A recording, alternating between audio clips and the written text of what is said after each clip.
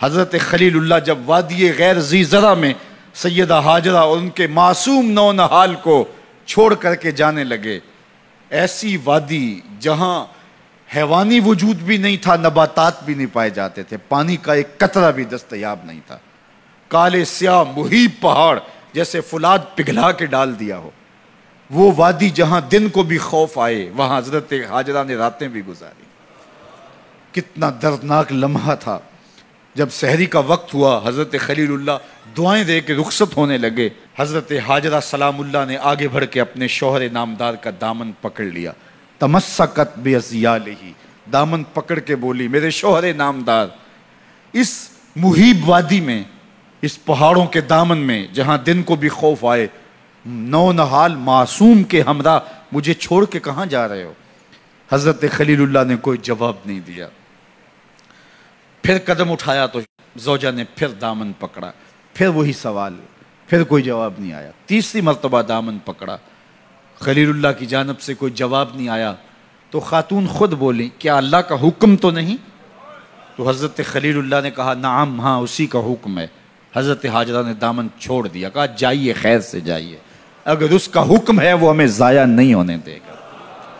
جہاں دن نہیں گزارے جا سکتے تھے، پھر اس خاتون نے وہاں راتیں بھی کاٹی۔ وہ وادی جس میں وحشت بھی قدم رکھتی تھی ڈر ڈر کے، جہاں پھرتے تھے آوارہ تھپیڑے بادے سر سر کے، جہاں پر گھاس اگتی ہے، جہاں نہ پھول کھلتے ہیں، مگر وہ سرزمین ہے آسماں بھی جھک کے ملتے ہیں۔ اپنی پاک باز بیوی اور نونہال بیٹے کو چھوڑ کے حضرت خلیل اللہ دعائیں دے کے رخصت ہو گئے۔ تھوڑا سا توشہ تھا، 2-1 دن کے بعد ختم ہو گیا۔ پھر ماں کی چھاتی سے دودھ بھی خشک ہو گیا، نونہال پیاس سے تڑپنے لگا۔ ماں تو پھر ماں ہوتی ہے، تڑپتی ہوئی ممتا کا دل بے قرار ہوا۔ ایک پتھر کے سائے میں معصوم اسماعیل علیہ السلام کو لٹایا اور پانی کی تلاش میں جبل صفا پہ چڑھی۔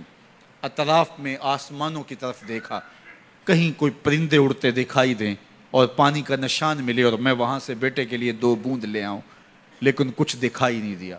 تا حد نظر پھیلا ہوا آسمان ہی آسمان ہے اور پہاڑ ہی پہاڑ نیچے دکھائی دیتے ہیں۔ پھر مروہ پہ آئیں، درمیان میں نشیبی جگہ تھی، وہاں بیٹے کا من موہنا چہرہ دکھائی نہیں دیتا تھا، دوڑ کے گزری اور جا کے صفا پہ گھوم کے دیکھا، کچھ نظر نہیں آیا۔ ادھر بھی دیکھ لیا، ادھر بھی دیکھ لیا، لیکن ماں تھی۔ پھر دوبارہ صفا پہ آئی، صفا پہ دیکھا، کچھ دکھائی نہیں دیا۔ پھر تڑپ کے مروہ پہ آئیں، وہاں پھر دیکھا، کچھ دکھائی نہیں دیا۔ پھر صفا پہ آئی، کبھی صفا پہ کبھی مروہ پہ، تڑپتی ہوئی ماں کی ممتا، بے قرار دل، ادھر پانی کی پیاس سے تڑپتا ہوا معصوم اسماعیل پتھر کی اوٹ میں، درمیان سے ماں گزرتی ہے تو بھاگ کے گزرتی ہے کہ بیٹے کا من مونا چہرہ بھی نگاہوں کے سامنے رہے۔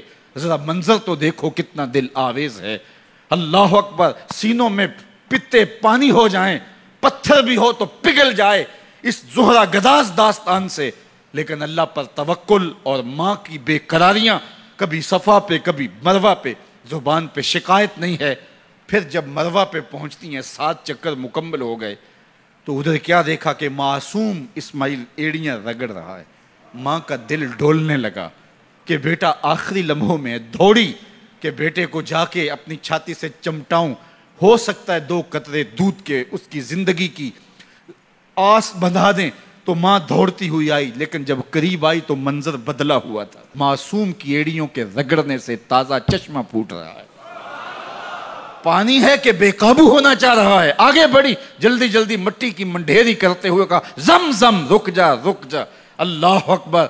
ہاجرہ سلام اللہ علیہا نے حضرت اسماعیل کی محبت اور اپنے رب پر توکل کی انوکھی اور البیلی داستان رقم کی۔ کہا ہاجرہ تو نے بھی حد کر دی، لیکن قیامت تک تیری راہوں کو بھی جلوہ گاہ بنا دیں گے۔ یہاں نبی بھی دوڑیں گے، ولی بھی دوڑیں گے، غوث بھی دوڑیں گے، کتب اور ابدال بھی دوڑیں گے، شہنشاہ بھی دوڑیں گے، کج کلا بھی دوڑیں گے۔ یہ دوڑنا ہم عبادت بنا دیں گے، حتیٰ کہ امام الانبیاء بھی ان راہوں کی سائی کرتے رہے۔ عجیب رنگ، عجیب منظر اور عجیب کیف کا عالم۔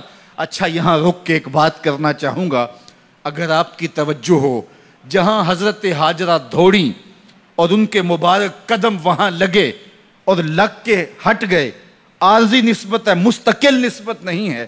جہاں ان کے قدم لگ کے ہٹ گئے وہ جگہ تو جلوہ گاہ بن گئی، اور جہاں حضور خود جلوہ فرما ہیں وہ گنبد خضرا جلوہ گاہ کیوں نہیں ہو سکتا؟